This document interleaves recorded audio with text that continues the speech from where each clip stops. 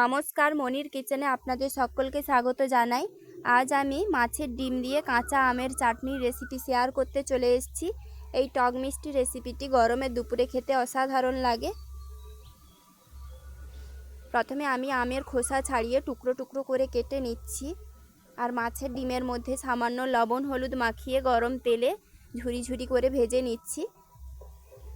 খুব বেশি ভাজবো না, এভাবে ঝুরি ঝুরি করে নিচ্ছি।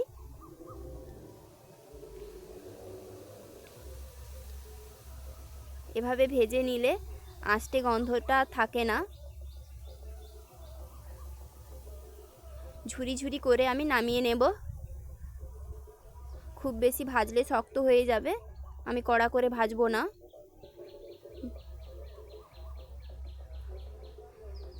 এখন কড়াই দিয়েছি তেল, তেলের মধ্যে শুকনো লঙ্কা, 5 ফোড়ন, তেজপাতা দিলাম।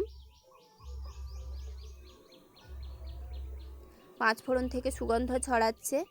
দিয়ে দিচ্ছি টুকরো করে রাখা আম। দিয়ে নেড়ে চেড়ে সামান্য আদা বাটা দিয়ে কষিয়ে নেব।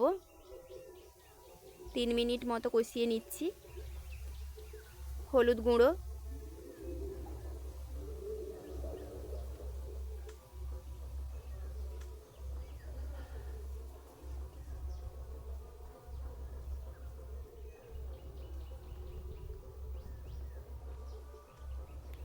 পরিমাণ মতো লবণ,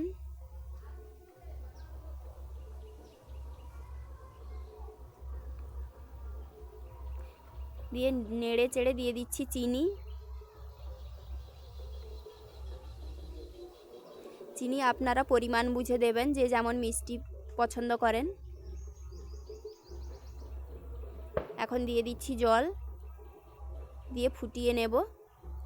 ফুটে গেলেই দিয়ে দিচ্ছি ভেজে রাখা মাছের ডিম।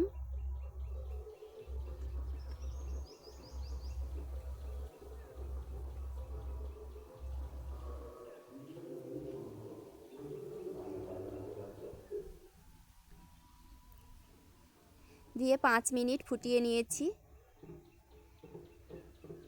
5 মিনিট পরে আমগুলো গলে গেছে, গ্রেভি হয়ে গেছে।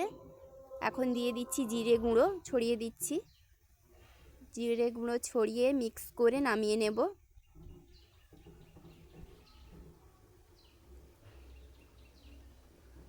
এই অসাধারণ রেসিপিটি আপনারাও বাড়িতে বানিয়ে দেখুন, আর কেমন হয়েছে কমেন্টে অবশ্যই জানাবেন।